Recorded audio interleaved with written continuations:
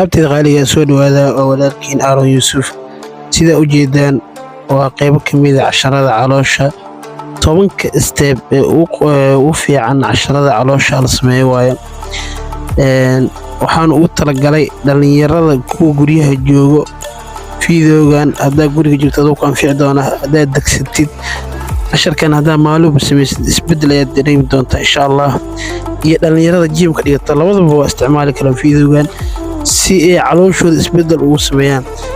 waxa ceeb ku ah adigoo jiim dhigto ama macallin jiim ama arday adigoo jiim dhigto ina calooshaada oo faadka buuxo waxa ceeb ku tahay sababtoo ah qofku markuu jiim qaado waxa la jirkiisa isku dheelitiran yahay sida adiga gacmahaaga iyo xabadkaaga u dhistay hadda calooshaada u dhisaysid waxa waa jiim ina qaadid in kala xawashakiya gali doono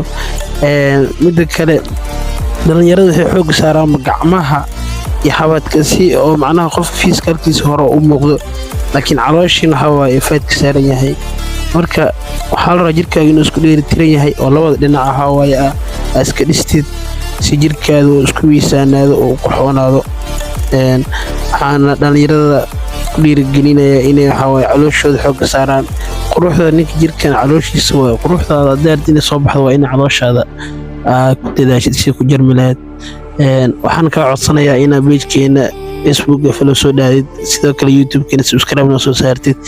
si ay casharadan caloosha iyo casharo badan oo ku anfici doono ugu faa'iidid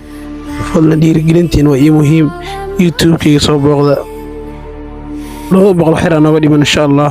idinkaan gaarsiin karo intaan idinka soo gaarsiiyay waana mahadsantiin asxaabteeda qaaliga